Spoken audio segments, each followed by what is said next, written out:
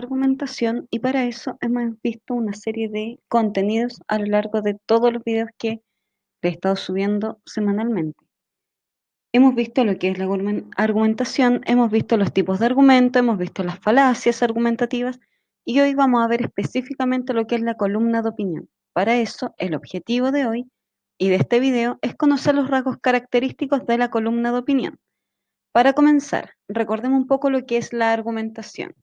En sí, la argumentación viene a ser el manifestar una opinión y sostenerla mediante la utilización de razonamientos lógicos. Estos razonamientos lógicos es la argumentación. Entonces, en sí, cuando nosotros hablamos de argumentar, es plantear un punto de vista y plantear, ¿cierto?, la justificación de por qué decimos lo que estamos diciendo. Ahora bien, la columna de opinión es un texto argumentativo en el que una persona da su opinión personal sobre algún tema en particular. Se encuentra la sección de opinión y son escritas por distintos periodistas. Al costado derecho, ¿cierto? Tenemos una imagen que hace alusión a la columna de opinión. Entonces, en primera instancia, lo que tenemos como definición de columna de opinión es que es un texto argumentativo. Y este texto va a ser la opinión personal de una persona particular en relación a un tema. Y además, ¿cierto? Lo volvemos a repetir, lo encontramos en la sección de los diarios, de las revistas, de los periódicos, la sección de opinión, que está, ¿cierto?, en alguna parte del diario. No puedo decirle en la primera parte o al final, porque va a depender del diario. Muchas veces esa columna se encuentra en las primeras páginas del diario o en las últimas. Es un texto que interpreta, comenta y valora ciertos hechos, acontecimientos o situaciones expresando un punto de vista al respecto. No necesariamente tiene que estar asociado a un hecho de actualidad. Puede simplemente hablar sobre algo que al columnista le parezca interesante, pero sí tiene que ser entretenida y aportar algo al lector, aun cuando solo sea un poco de humor. Muchas veces la columna de opinión viene a ser una mirada más bien crítica, humorística, en relación a algún tema. Puede que el tema sea actual, algo que esté ocurriendo hoy en la sociedad, o puede ser algo que haya ocurrido en algunos meses anteriores a esta fecha. Y siempre va a ser esta valoración personal del tema. ¿Sobre qué temas se puede escribir? Las temáticas son muy variadas, ¿cierto? Ya que no existen márgenes para lo que son los artículos de opinión, las columnas de opinión. La idea es que se presenten temas interesantes, los cuales pueden abordarse desde la más absoluta seriedad hasta situaciones más cotidianas. Dentro de los temas que se abordan y los que son más comunes son las modas, la economía, algunas temáticas sociales, la sociedad en sí, lo que son los deportes, la música y el humor. Ahora bien, temas de la columna de opinión y sobre qué puedo escribir. Si se trata de un tema ya conocido, la columna tendrá mejor acogida, pero se debe acercar al tema desde un nuevo enfoque. Es decir, que si ya se dijo algo con respecto a algún problema o a algún tema que yo voy a volver a plantear, voy a volver a señalar mi opinión, tengo que darle otra mirada a este tema. No tiene que ser algo repetitivo ni reiterativo, tiene que ser algo novedoso, aunque el tema sea ya repetido. También el autor puede levantar un tema desconocido, pero que es tan novedoso e interesante que despierta la atracción en el lector. ¿Cómo se redacta una columna de opinión? Tiene una gran libertad para ser redactada, ¿cierto? Hay una estructura básica, mínima, pero en sí es un texto que permite cierta libertad para el escritor. Depende mucho del estilo propio del columnista y se espera que la redacción sea ágil y clara, de manera que logre captar el interés del público. La columna de opinión se redacta en primera persona, es decir, yo. Esa es la primera persona gramatical, dado que el autor debe hacerse cargo de sus opiniones. Se permiten frases como yo creo, mis ideas, he estado pensando, etc. Si se utiliza el humor en temas de cualquier índole y el lector se ríe, generará expectación de parte de ellos a sus próximas columnas, pero el humor debe ser sutil, sobre la base de eventos o situaciones compartidas y conocidas por el público. También dentro de la columna de opinión se puede cultivar un tono familiar para generar complicidad con el lector, como si se estuviese dirigiendo a un grupo de amigos. Y desde lo que es el lenguaje, ¿cierto? El columnista, quien redacta la columna de opinión, tiene un mayor margen para expresarse usando palabras de tipo coloquial, pero siempre en un tono de respeto.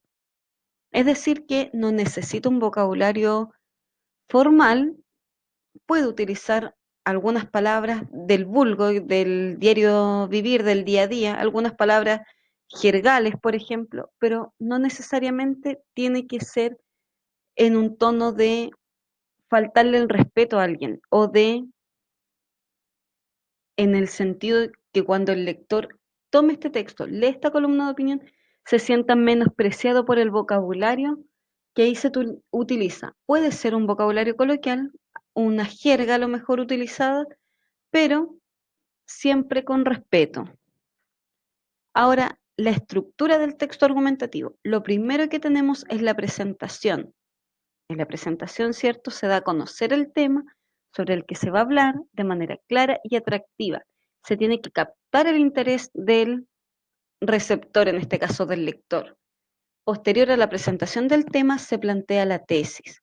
Y la tesis se van a exponer, ¿cierto? Estos hechos fundamentales que van a ayudar a presentar la postura que se tiene frente al tema. Y aquí, ¿cierto? Presentamos cuál va a ser esta opinión sostenida. La argumentación se entrega a los argumentos que ayuda a sostener o a entender la postura o tesis que se presenta. Y finalmente en la conclusión, en la parte final, en la que se resume lo expuesto, recoge otra vez la tesis, los principales argumentos planteados y se da la última oportunidad en el fondo para convencer al destinatario de nuestras ideas y opiniones. Aquí tenemos un ejemplo, ¿cierto?, de una columna de opinión y tenemos la estructura básica. Tenemos, ¿cierto?, la presentación del tema, una introducción sobre lo que se va a hablar, luego tenemos opinión o apreciación sobre el tema, se informa y analiza el hecho, situación que da vida a la columna, apoyándose en argumentos, en forma breve y mediante un lenguaje personal, y en el cierre es importante rematar de una manera entretenida y con una buena conclusión que deje al lector satisfecho de la columna que ha leído. Un ejemplo, para ir viendo, ¿cierto?, de qué forma se evidencia esta estructura en una columna de opinión, que el anterior, ¿cierto?, no se veía mucho, estaba un poco difusa. Soledad y el silencio offline. Aclaro que me gusta la tecnología, aunque no soy de los que hacen fila para comprar el iTurno. Tengo dos celulares, un iPod, iTribe y Unlock ANDAC, ¿cierto? Además de un GPS de molesta voz neutra. Tengo Facebook y Twitter. Más que tuitear, observo. Me entretengo con Instagram, juego Angry Bird y chateo en WhatsApp. Aquí tenemos la presentación del tema hasta donde dice chateo en WhatsApp. Continuamos. Me ha sorprendido, me he sorprendido agradeciendo a Dios por la tecnología, porque me ahorra tiempo precioso que puedo dedicar a mi familia y a mí misma. Me conecta con los que más quiero sin importar la distancia. Puedo mandarles cariños con una carita feliz, ¿cierto? O un animoso pulgar en alto. Aprecio la tecnología más que mis hijos, nativos digitales, que olvidaron que aún existe el teléfono fijo. Ahora bien, vamos a encontrar ahora la opinión y apreciación sobre el tema. Sin embargo, esta maravilla también me entristece. No los dispositivos, sino cómo los estamos usando. En las reuniones, en clases, caminando, incluso en los funerales se chatea.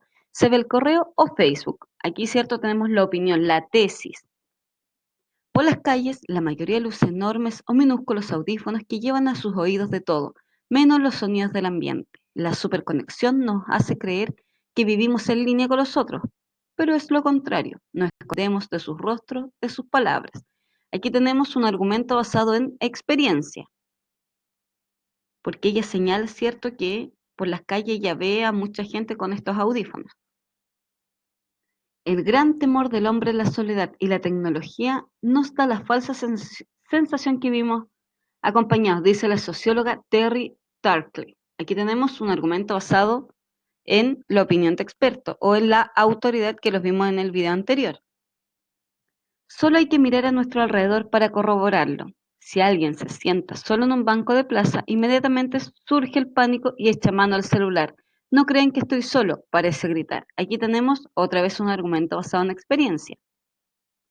Hace años, Almorzando con mis hijos en un atestado restaurante, vimos a una mujer mayor que comía sola en una mesa cercana. Lo hacía con tal deleite y reverencia que su soledad terminó siendo un ejemplo de humanidad. Mostró sus estridencias que la pasaba muy bien, sin estridencias, perdón, que lo pasaba muy bien consigo misma. Y volvemos a tener un argumento basado en experiencia.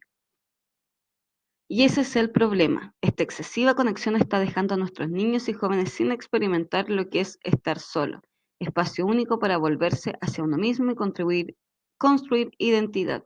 Aprender de las propias luces y oscuridades es fundamental para conectarse con otros y crear lazos verdaderos. Volvemos a tener aquí una opinión u apreciación sobre el tema. Pero no es fácil hacerlo. Si no es el chat, es la TV o la música que atrapa el silencio, compañero vital de la soledad, para comenzar a construir el mundo interior. Quiero reivindicar aquí el valor de la soledad y el silencio. Debemos enseñar a nuestros niños a no tenerle miedo, animarlos a crear esos espacios.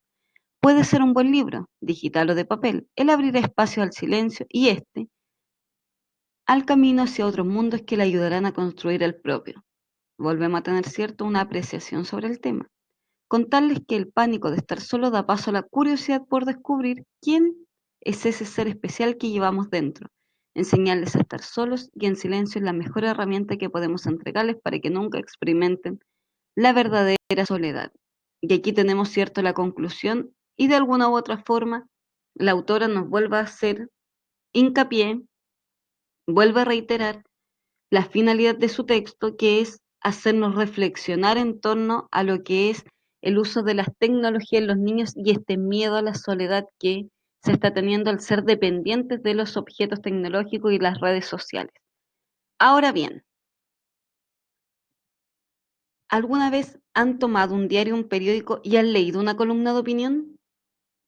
Si ustedes tuviesen que manifestar su opinión con respecto a algún tema social, o algún tema que sea de su interés, ¿sobre qué tema hablarían? ¿Sobre qué tema redactarían una columna de opinión?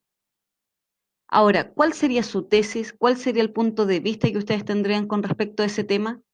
¿Qué argumentos utilizarían? ¿Creen que su columna de opinión lograría el objetivo que ustedes se están proponiendo o no?